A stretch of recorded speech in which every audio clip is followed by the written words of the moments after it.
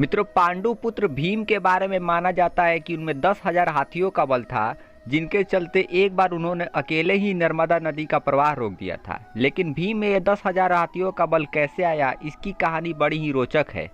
मित्रों, कौरवों का जन्म हस्तिनापुर में हुआ था, जबकि पांडवों का जन्म वन में हुआ था। पांडवों के जन्म के कुछ पश्चात पांडु का निधन हो गया। पांडु की मृत्यु के बाद वन में रहने वाले साधु ने विचार किया कि पांडु पुत्रों अस्थि तथा पत्नी को हस्तिनापुर भेज देना ही उचित है। इस प्रकार समस्त ऋषिगण हस्तिनापुर आए और उन्होंने पांडु पुत्रों के जन्म और पांडु की मृत्यु के संबंध पूरी बात भीष्म को बताई। भीष्म को जब यह पता चला कि उन्होंने कुंती सहित 5 पांडवों को हस्तिनापुर बुला लिया, हस्तिनापुर में आने के बाद पांडवों के वैदिक संस्कार संपन्न हुआ। पांडव तथा कौरव साथ ही खेलने लगे। दौड़ने में, निशाना लगाने में तथा कुश्ती आदि सभी खेलों में भीम सभी धृतराष्ट्र पुत्रों को हरा देते थे। भीमसेन कौरवों के होड़ के कारण ऐसा करते थे, लेकिन उनके मन में कोई वैर भाव नहीं था। परंतु दुर्योधन के मन में भीमसेन के प्रति दुर्भावना पैदा हो गई। तब उन्होंने उचित अवसर मिलते ही भीम को मारने का विचार किया।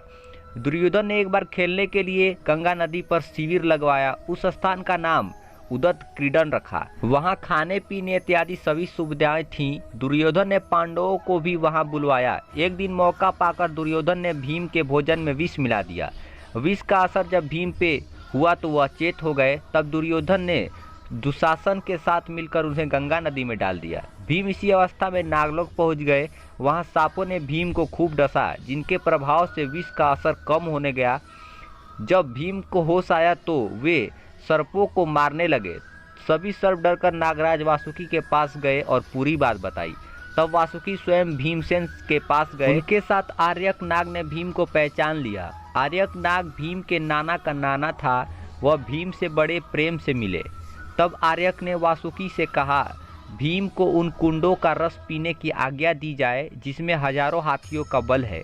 वासुकी ने इसकी स्वीकृति दे दी। तब भीम ने 8 कुंड पीकर एक दिव्य सैया पर सो गए।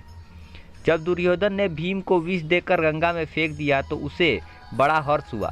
शिविर समाप्त होने पर सभी कौरव व पांडव भीम के बिना ही हस्तिनापुर के लिए रवाना हो गए। पांडवों ने सोचा कि भीम आगे चले गए होंगे। जब सभी हस्तिनापुर पहुंचे तो युधिष्ठिर ने माता कुंती से भीम के बारे में पूछा। तब कुंती ने भीम के न लौटने की बात बताई। सारी बात जानकर कुंती व्याकुल हो गई। तब उन्होंने विदुर को बुलाया और भीम को ढूंढने के लिए कहा। उधर नागलोक में भीम 8वें दिन रस पच जाने पर जागे। तब नागों ने भीम को गंगा के बाहर छोड़ दिया। जब भीम सही सलामत हस्तिनापुर पहुंचे तो सभी को बड़ा संतोष हुआ।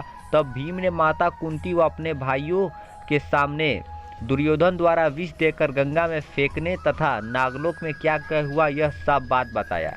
युधिष्ठिर ने भीम से यह बात किसी और को नहीं बताने के लिए कहा। मित्रों, अगर आप भी इस तथ्य से सहमत हैं तो हमें कमेंट बॉक्स में ज़रूर बताएं और वीडियो को एक लाइक और चैनल पर नए तो चैनल को सब्सक्राइब जरूर करें। मिलते हैं नेक्स्ट वीडियो में। तब तक के लिए thank you for you watching.